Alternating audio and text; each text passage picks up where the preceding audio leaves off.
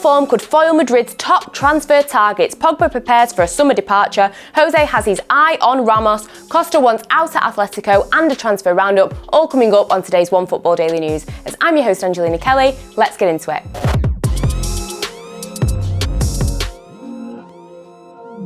First up, and Real Madrid's plans of signing Kylian Mbappe and Erling Haaland could be completely and utterly destroyed, and it's all down to Gareth Bale. So, looking at Mbappe and Haaland, these transfers to Real Madrid, it has been going back and forth, on and on for ages. Don't get me wrong, they would both be great signings. You've got Mbappe, he can play on the left or the right or as a centre forward, and Real Madrid have got okay coverage in those areas. They've got Rodrigo on the right, Lucas Vazquez on the right, not really the greatest, I'll be honest. Then on the left, you've got the likes of Vinicius, Hazard depending on his mood, and they've only really got Benzema up front, and the same with Haaland. He's obviously a centre forward, so would be a great asset for them. These moves would be costly, but worth it. However, none of them could be happening because of Gareth Bale. So his return to Spurs has been lacklustre to say the least. It's been a real letdown. I think everybody was expecting him to completely set the pitch alight, and he's not really done that. He's got 3 goals. Nobody will be more concerned than his parent club, Real Madrid. Things just have not been going to plan. So one positive for Real Madrid is that they're saving a little bit of money, but the whole reason behind this loan move was for him to return to Spurs, have a great welcome home party, score some goals, have some great appearances, rediscover his form, and potentially end up staying at Spurs or attracting some attention from a club elsewhere. And this is what Real Madrid were really hoping for, so that they could offload him and all the money that he costs him. But with his performances, I don't think he's actually finished a full game. I don't think he's actually played a full 90 minutes for Spurs. So with this, he's not really attracting people, is he? Bale's contract with Real Madrid expires in 2022, and if there's no suitors, nobody wanting to sign him, not Spurs, not anybody else, he will be back to Real Madrid and he will be back on the books, costing them a lot of money. And what this means, of course, is that they won't have as many funds to sign the likes of Mbappe and Haaland, and as I mentioned before, they are going to be very expensive. Bale needs to find his form, and fast, for himself, for Spurs, and definitely for Real Madrid. If he ends up costing that club the signing of those 2 stars, there is going to be trouble.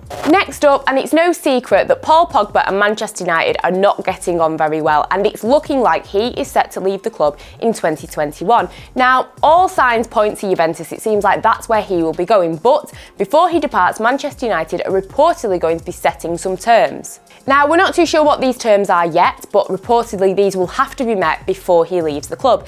This whole situation we've mentioned before on the Daily, but it is an absolute mess. He's not really silenced the critics. He's not really turned around and said, I'm committed to Manchester United for the foreseeable. He made a post on Instagram saying that he was committed for the meantime and everyone should just mind their own business. He's not really stopped his agent running his mouth, and I think for all parties, this saga just needs to end.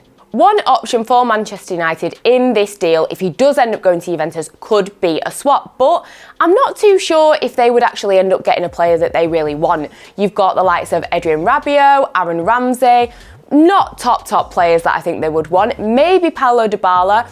Although he is a great player, this season he's not really proved himself. So again, do United want to be bringing in a player that's on a little bit of rocky surface, maybe might end up being a flop? I don't think they'll want that happening again.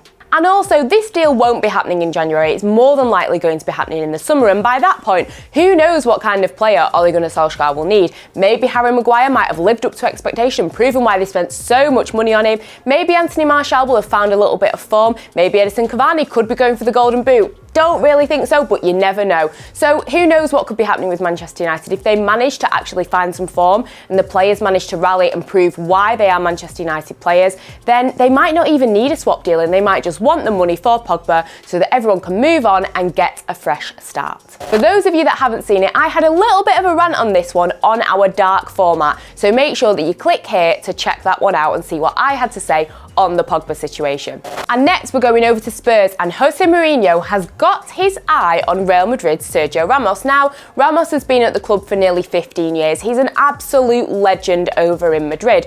But there has been a lot of speculation about his contract, as it does expire in the summer and he has not renewed. With the potential departure of Ramos, this means that Jose Mourinho has had a little bit of an idea and he is keeping tabs on the player to potentially sign him. Now, this is a little bit like the Chelsea situation in that they signed Thiago Silva, a veteran, proven, experienced player in defence that they really needed. So Mourinho's had kind of the same idea in that if he brings Ramos in, he will provide them with the same things that Silva has provided Chelsea with. Of course, Mourinho knows Ramos very well as they did work together when Mourinho was managing Real Madrid. So depending what their relationship is like, this could be a positive for Mourinho if he wants to sign the player. Now, I'll be honest, Matt, if you're watching, do not get too annoyed with me, but I think for Ramos, he's 34, he's still a very, very good player for his age, and he is playing, at the top of his game with Real Madrid. I think for Ramos, going to Spurs would be a little bit too much of a step down. For him, I'm not saying that Spurs, are a terrible club or anything. They are still in the mix for the title race. Of course, it is not completely over. But I think for Ramos, I couldn't really see him going to Spurs. And of course, there are other clubs monitoring the situation and some really big name clubs, including PSG. For me, though, I just cannot see him moving. As much as it would be a really nice story maybe for Mourinho to get another old Real Madrid player over to Spurs, I just cannot see this happening. I cannot see Ramos leaving Real Madrid. His family's there, his wife, his children, etc. I just cannot see it happening. The only place I could maybe see him going is Sevilla because that is where he is from originally. But because they're so close to Real Madrid now in these title challenges, I don't think I could see him doing that to Real Madrid. So yeah, maybe nice idea for Mourinho to get Ramos, but I think he's staying at Real Madrid.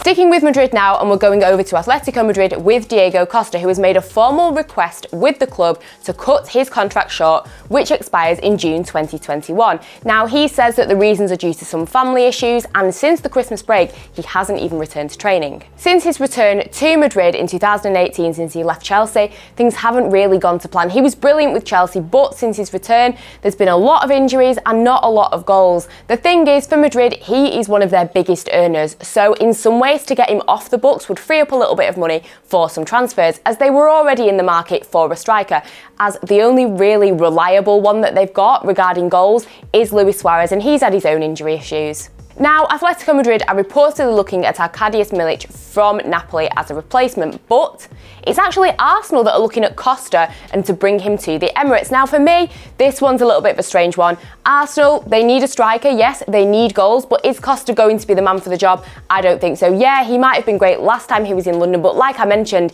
he's not really going to be the man for the job when it comes to the goals. He only scored 5 goals in 30 appearances last season. Whatever's going on with Diego Costa and his family issues, let's hope that everything is resolved, and if he does leave, he's able to find a club that will suit him, and hopefully he's able to resurrect a little bit of form.